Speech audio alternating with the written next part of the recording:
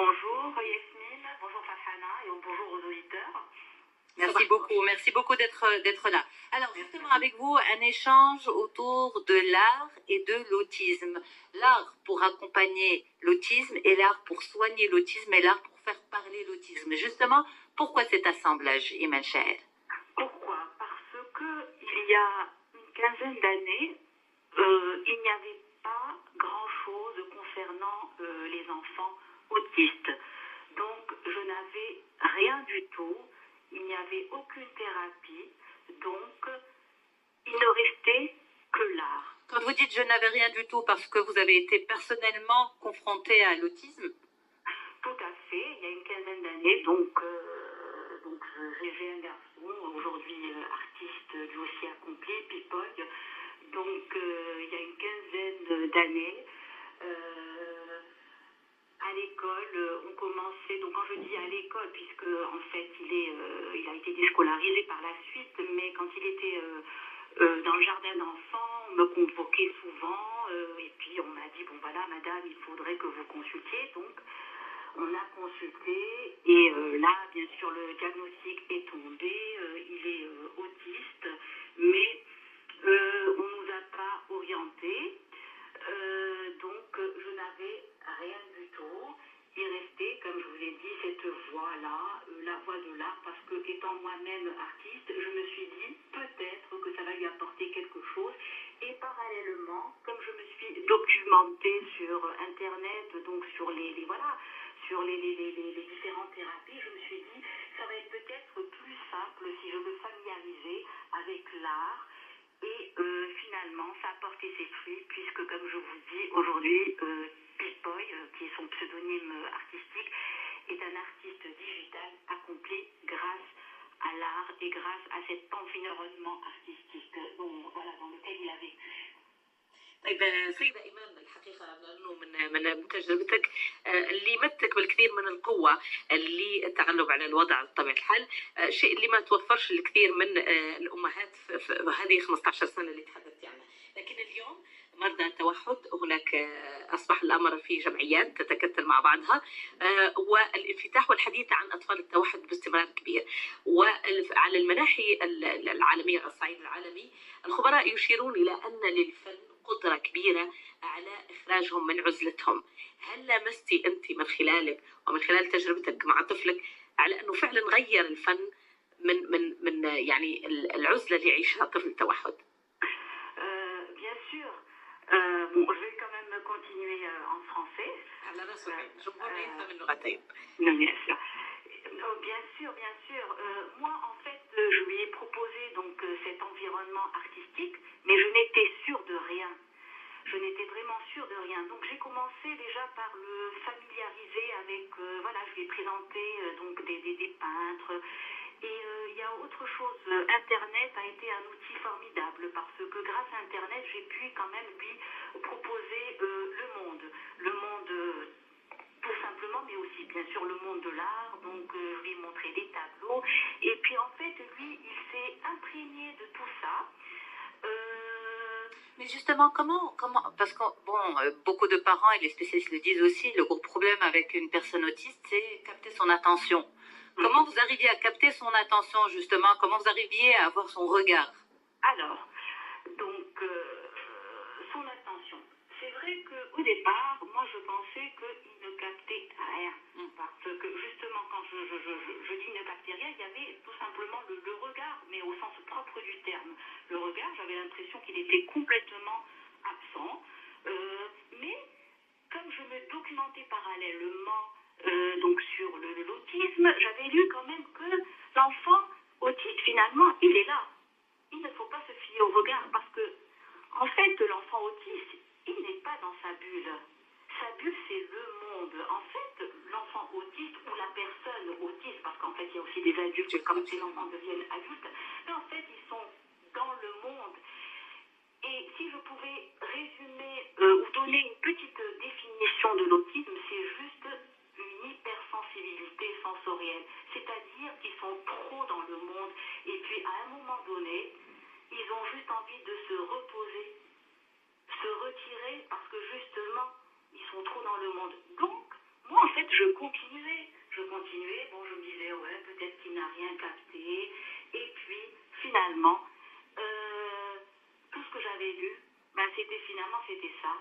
Euh, c'est longtemps après qu'il a commencé à restituer tout ce qu'il avait capté. Moi qui pensais que, bon, finalement, bon, d'accord, bon, je Est-ce que vivais ça quand crée même. de la frustration en vous, justement, Ah oui, Oui, oui, parce que quand on vous entend parler, et aujourd'hui, on va dire après autant d'années, avec le résultat, on pourrait croire, on pourrait penser que c'était facile.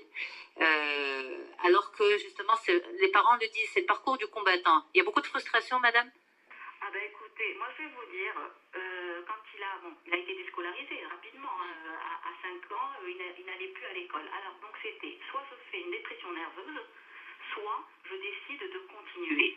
Donc en fait, moi, ce qui m'a aidé, encore une fois, c'est Internet. J'ai commencé, parce que de toutes les manières, les médecins m'ont orienté en France, m'ont orienté sur, voilà, on m'a dit, madame, si vous voulez le mettre à l'hôpital de jour, vous le mettez à l'hôpital de jour. Donc en fait, déscolarisé, on me dit hôpital de jour. Donc je me suis dit, bon, je vais regarder quand même sur Internet, voir ce qu'il y a de positif. En fait, ce que j'ai fait, moi en fait, mon leitmotiv, c'est le positif. Je me suis dit, bon, ben, je vais quand même lire des choses sur l'autisme, mais des choses positives. Tout ce qui était négatif, je le fuyais. Et finalement, ça a porté ses fruits parce que, en fait, j'ai trouvé beaucoup de témoignages, et surtout aux États-Unis. Beaucoup d'enfants aux États-Unis qui étaient complètement condamnés par les médecins sont devenus soit de grands artistes, de grands pianistes ou des informaticiens grâce au soutien d'une maman, d'une tante, d'un papa, d'une grand-mère. Donc, bien sûr que c'était très difficile parce que c'est vrai que ces témoignages m'ont remonté le moral, mais moi je n'étais pas sûre de mon propre fils, je ne savais pas. En fait aussi. Voilà, en fait c'était, voilà, carpe diem. Je me disais, bon ben on verra aujourd'hui, bon ben voilà. Mais il y avait quand même une discipline, il était à la maison, mais j'avais compris tout de suite que ces enfants-là, il faut quand même leur construire des repères. Et moi, je conseille quand même les parents d'observer leur enfant, parce qu'il ne faut pas non plus oublier que chaque enfant autiste est unique. Donc, le rôle des parents est primordial. Bien sûr qu'aujourd'hui, il y a quand même eu des progrès, même au Maroc. Il y a un collectif de l'autisme, il y a des associations qui font quand même du bon travail. Donc, moi, en fait, j'opte pour l'optimisme, hein, et puis rien n'est facile. Bien sûr que je parle du côté positif. J'ai choisi de parler du côté positif parce que moi, en fait, ce qui m'a aidé, c'est le positif. Alors, peut-être que ça va donner de l'espoir aux parents. الأمر الإيجابي مهم جدا، والنظرة دائما إلى الأمور بإيجابية هي أنا أعتقد على أنها نصف الحل. لا يكفي فقط الركون إلى جنب يعني الرضا بالواقع، ولكن ننظر الأشياء بالإيجابية، وهذه اللي خلاتك تمشي بعيد في رحلة العلاج وفي رحلة حتى أنك تبحثين عن آفاق أحسن لابنك. بالنسبة يعني متى بدأت إيمان تشعر لأن ابنها بدأ يتفاعل مع ما تقدمه من صور، من يعني أصوات، ألوان؟ Un jour, en fait, comme encore une fois, j'insiste sur l'outil Internet. Donc, lui, il est artiste digital. Donc, en fait, il utilise l'ordinateur pour dessiner. Donc, un jour, il faisait quelque chose sur l'ordinateur. Bien sûr, donc j'ai essayé quand même de le contrôler. Il ne faut pas non plus laisser les enfants comme ça seuls sur l'ordinateur. Un jour, j'avais l'impression qu'il faisait quelque chose en cachette. Donc, je suis allée le voir et puis je lui ai dit, montre-moi ce que tu fais, qu'est-ce que tu fais? Il m'a dit, non, rien, maman. Et en fait, j'ai insisté et là, c'était son premier, on va dire, tableau. Son premier tableau avec plein de couleurs, de formes géométriques. Et puis là, j'ai vraiment compris que tout ce travail de longue haleine pendant des années a porté ses fruits. Et j'ai compris en fait que l'enfant autiste, et là de manière générale, hein, ça ne concerne pas que mon fils, l'enfant autiste, il s'imprègne de tout ce qui est autour de lui. Parce qu'encore une fois, comme je l'ai précisé tout à l'heure, il y a hypersensibilité sensorielle, donc ses sens sont vraiment d'une acuité.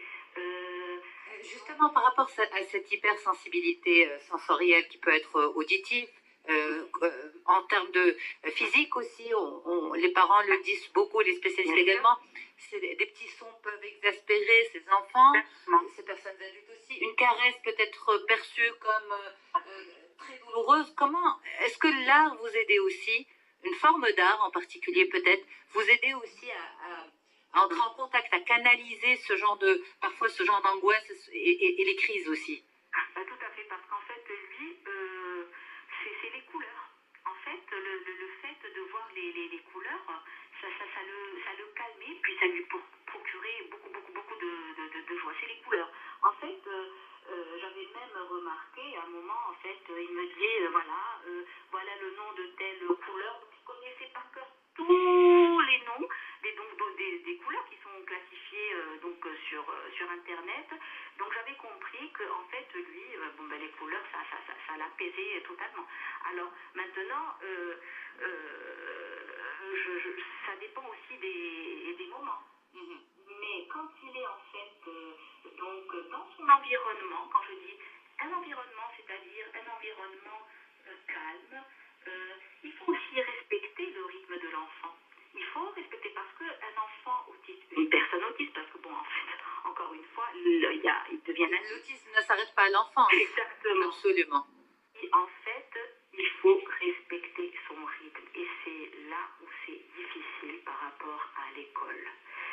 C'est parce qu'aujourd'hui, vous savez très bien, ça va très vite. Même pour un enfant qui n'est pas autiste, ça va trop vite. Alors qu'une personne avec autisme a besoin de son rythme. Et si son rythme est respecté, il fera des miracles. C'est juste une question de rythme. Donc moi, finalement, ce qui était au départ très négatif, donc le fait de ne pas aller à l'école, ça a été finalement bénéfique pour lui. Parce que justement, je pense que s'il avait été à l'école, je ne pense pas qu'il serait devenu artiste. Parce que là, en fait, j'ai respecté son rythme, j'ai réorganisé l'environnement selon sa personnalité. En fait, une personne autiste, il faut essayer de l'adapter à l'environnement tout en s'adaptant à sa personnalité. Vous en êtes où aujourd'hui, vous et Popeye? Alors, c'est pas Popeye, c'est Pipe. Pardon? Mais bon, ça peut prêter en confusion, il n'aime pas les épinards non plus. Ça s'écrit P-I-P-O-Y-E. P-I-P-O-Y-E. Vous prononcez comment? Pipoy. Pipoy, absolument. Pipoy, voilà. Où est-ce que j'en suis? Comme je pense que comme vous le savez, c'est un artiste accompli qui expose partout. On a une marque qui s'appelle Pipoy Design. Donc j'utilise en fait, on travaille en équipe et lui c'est l'artiste. Donc grâce donc à ses œuvres, moi je peux chercher des supports pour apposer ses œuvres. Donc on a du mobilier, il y a une collection de t-shirts. Aujourd'hui il est considéré comme artiste avant d'être autiste.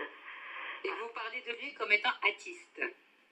Bien sûr, parce que et on le dit souvent, artiste, autiste, finalement, pour être artiste, finalement, il faudrait peut-être une pointe d'autisme. Voilà. Une pointe d'hypersensibilité. Exactement. On va dire des choses comme ça. Mais je continue toujours, bien sûr qu'il y a des hauts et des bas, je continue toujours à l'accompagner quand il y a des expositions. Ça reste quand même aussi une thérapie pour lui parce qu'il rencontre des personnes, donc il échange.